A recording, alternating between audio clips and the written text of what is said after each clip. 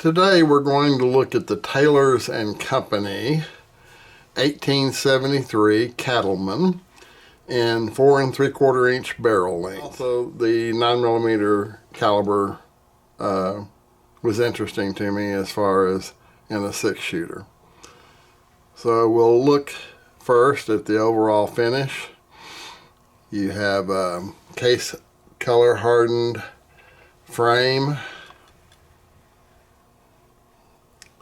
The hammer is also has case coloring. You have blued screws and sort of the Turkish walnut grip. This gun is manufactured by Uberti for Taylors & Company in Italy.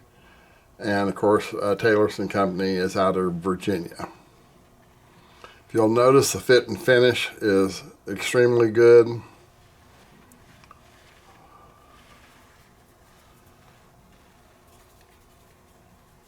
The grips sort of had a reddish color to them, whereas on the case coloring on the frame we have some blues, purples, tans, blacks, and then of course the barrel is highly polished with a really nice blue job on it.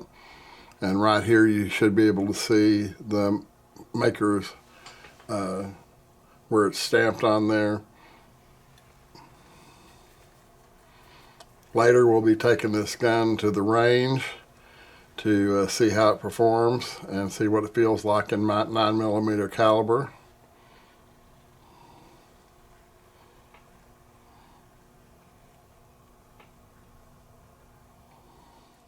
So now we're going to zoom in so that you can better see the case coloring that's on the frame.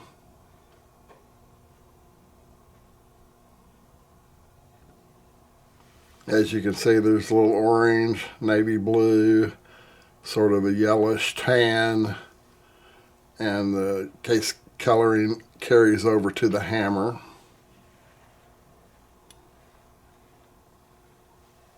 Quite colorful. Has some nice grain in this grips.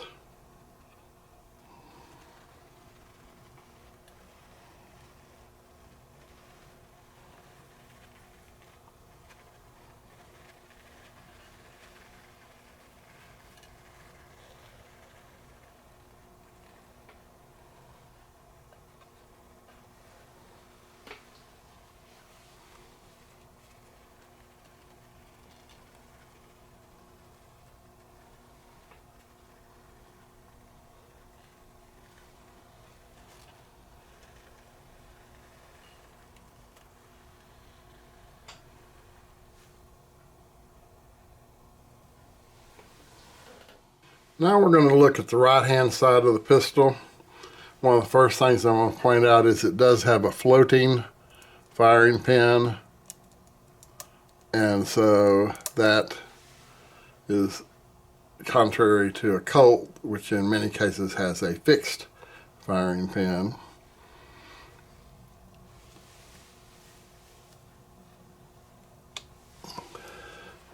The loading gate has case color also on it. All the parts are stamped with the serial number. As you may be able to see right there, there's a serial number of the pistol. Again, the hammer is case colored. Frame is case colored. The lines between the joining metal pieces is very, very well machined.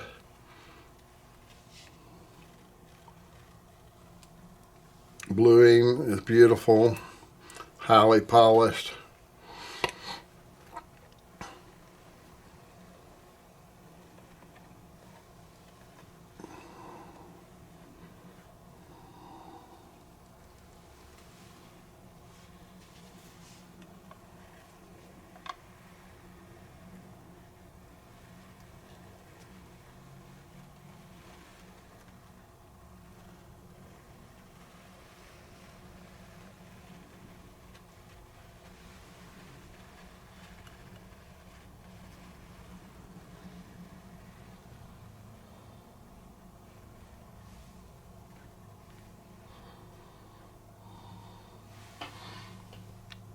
I will zoom in on the case coloring so that you can see the vibrant case colors.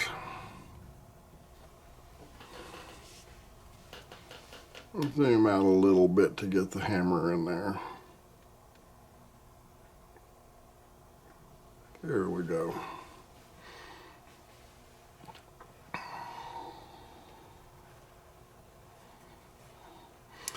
The grips have a nice sheen to them.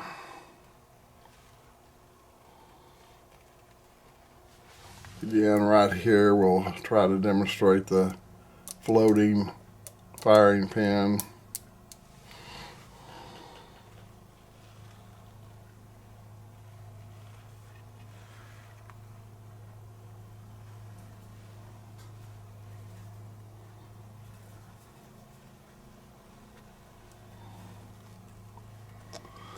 The markings on the barrel, Taylors and Company, Winchester, Virginia, and Uberti.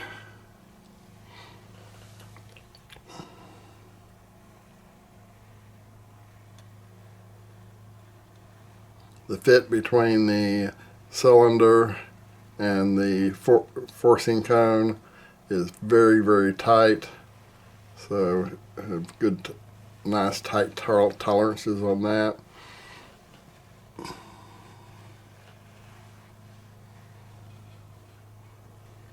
The pistol only has 3 clicks, unlike a 4-click Colt.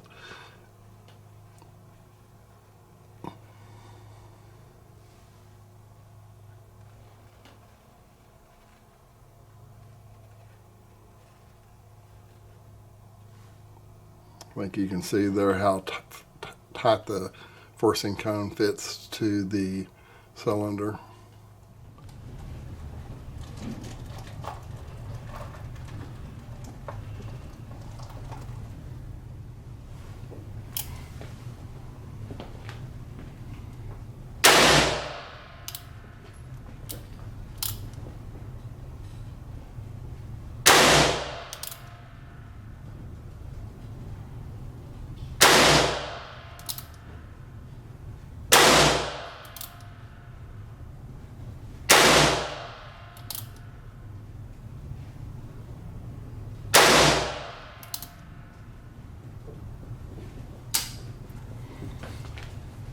Okay, Mr. Tom. This is fully loaded. And this is gonna be, you're gonna be the first person to shoot this thing.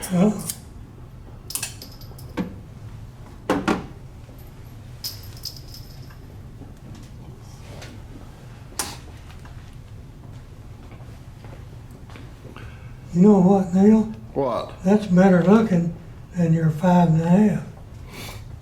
Well, it's got better character on the grips for sure. And the case coloring. That's a nice looking gun. That's, what kind of grip is that? That's just your standard SSA grip. The Army? Yeah, Army. The trigger is a little on the light side, I think. So don't be surprised if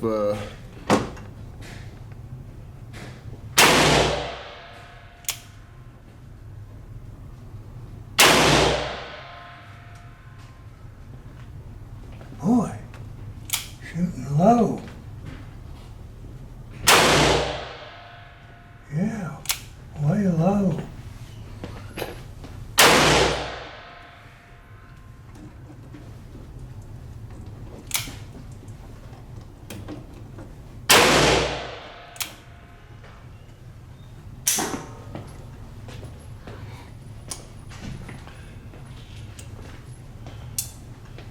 here's your 5 more. You see that? Yeah. You're talking about the bottom big one at the right? Yeah. Yeah. And I was aiming just slightly above center. So what do you think about the trigger? I'll have to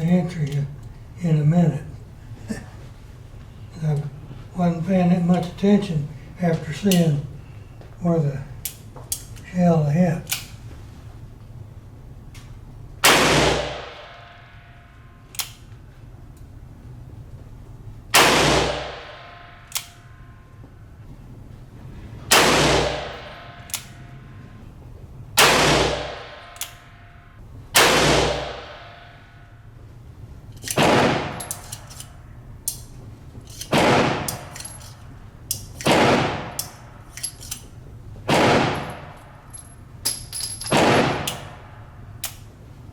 Five more. Trigger's pretty good. You try this because I'm shooting low and slightly left. Okay. See what you come up. Okay, fire in the hole.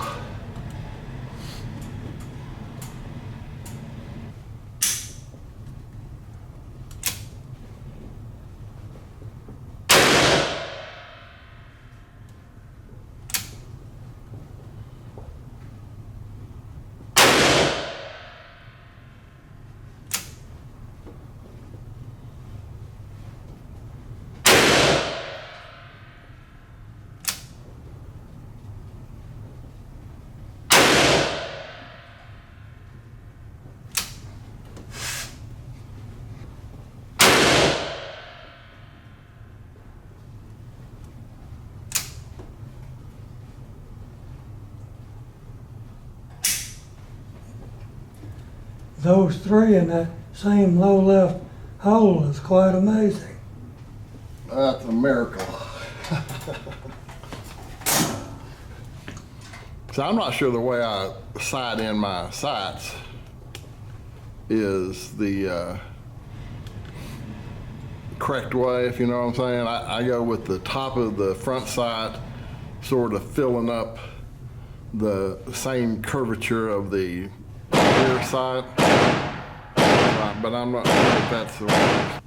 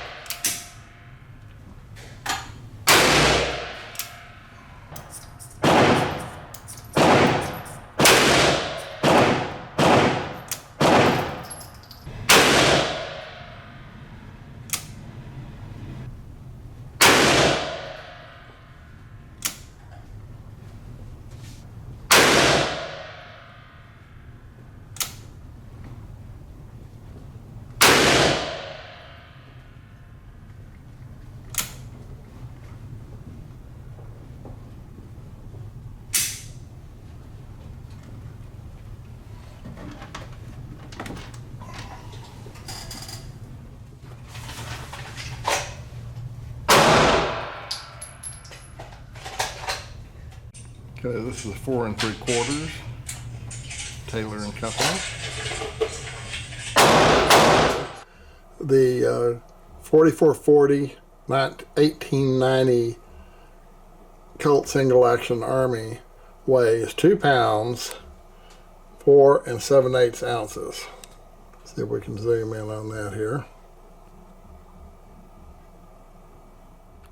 Now the Taylor's and Company 9mm 4 3/4 inch Colt replica, it weighs in at 2 pounds, 8 7/8 ounces. So the Colt weighs 4 ounces less than the Taylor's and Company, and most of that's probably because 9mm, the bore diameter on the barrel is going to be smaller, and then the same thing for the cylinders, but just for statistics, the Colt weighs 4 ounces less.